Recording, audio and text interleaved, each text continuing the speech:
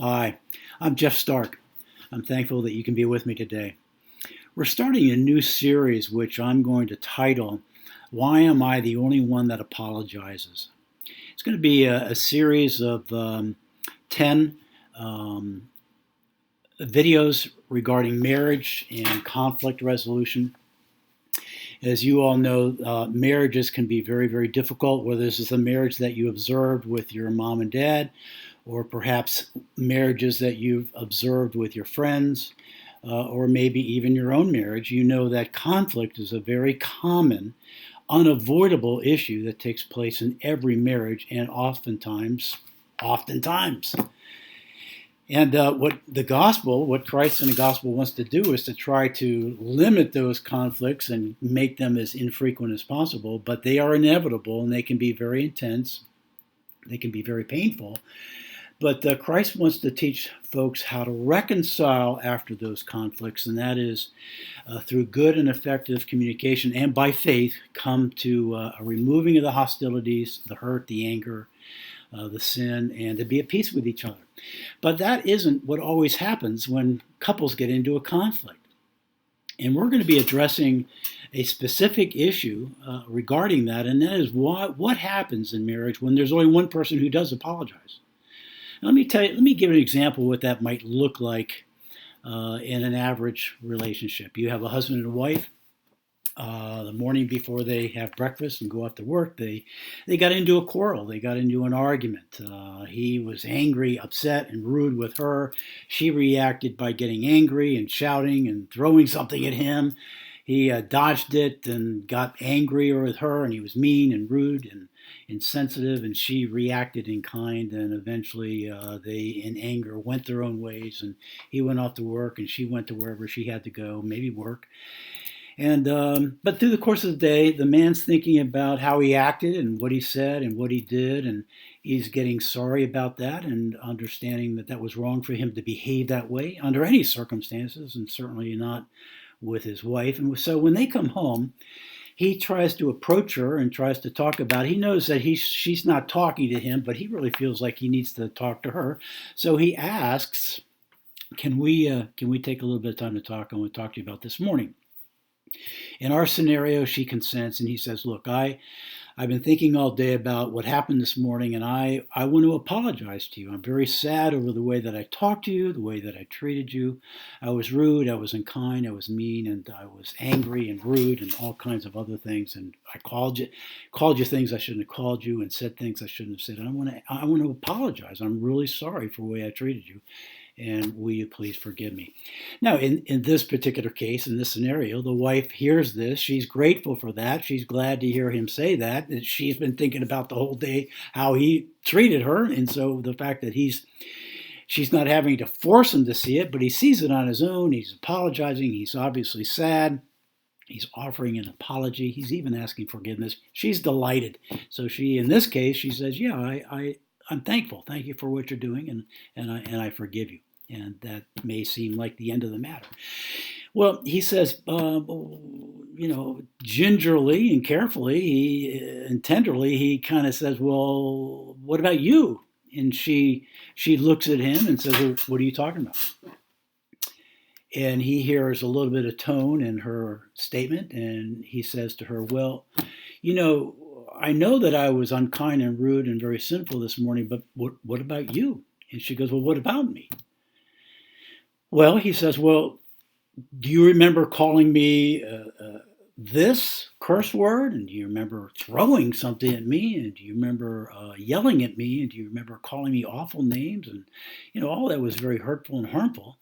And, and she's listening to this and she's rolling her eyes and she's obviously not ready to apologize and not ready to ask forgiveness, but he's hurt. If you put up a mirror, they were both behaving very sinfully, and he's apologized for his part in that, but she's not having any part of this. And she says, well, why aren't you apologizing to me? And she rolls her eyes and gets annoyed and says, well, why should I? I wouldn't have behaved badly if you hadn't done what you did. If you hadn't done what you did, I wouldn't have done what I did. So you're really responsible for that, not me. Or she might say something like, "Hey, do you remember how this all started?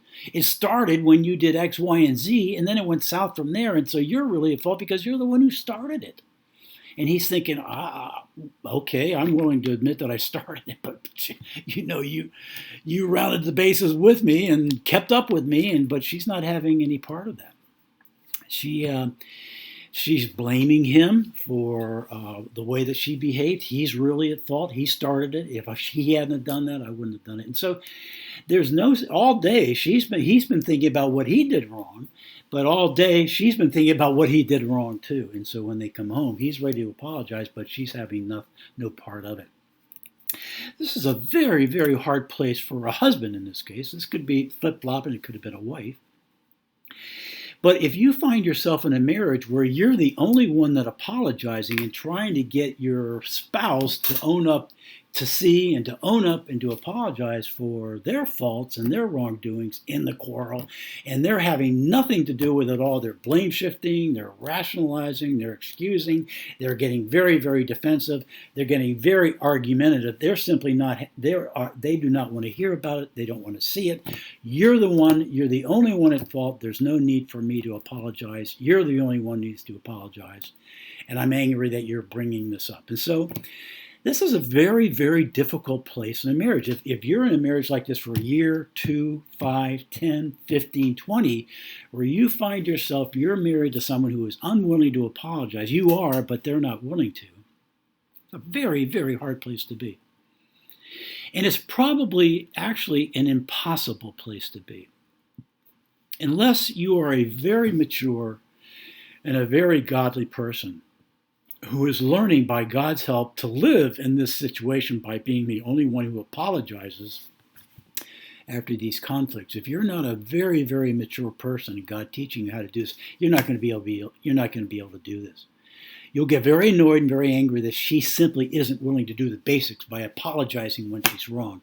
Well, it's just going to become a very cold and a very distant and unreconciled and non-peaceful sort of a marriage, and that's oftentimes it ends up in divorce if that goes on for many, many years. This is the issue that we're going to be looking at in these series of videos, which are titled, "Why Am I the Only One Apologizing?" I want to try to help this person, in this case it's the husband. How can God help you in a marriage where you're the only one that's apologizing? What would he want you to learn? How would he want you to proceed? How can he give you the grace to live in what could be considered an intolerable situation? Half of what we're going to be doing is trying to help the man in this case. How can you get help from God when you're the only one who apologizes? And secondly, we're also going to address how that man, that husband in this case, can move toward his wife and try to help her to get to that place of apology, perhaps. But then thirdly, how can God help the one who is not apologizing? What does he say about that? How can he help that woman in this case come to a place of being humble and being willing to apologize and then finish out properly the reconciliation and peacekeeping that God really wants a husband and wife, Christian husband and wife, to be able to do in that situation. This is our first of a series of about 10 videos that are devoted to this theme of why am I the only one who's apologizing? Again, if you find yourself in a marriage for a long time where you're the only one that's apologizing, I understand how hard and how difficult that is, but there is hope. And I invite you to be a part of our future videos as we look at these matters biblically and with God's help. Okay? Look forward to seeing you next time.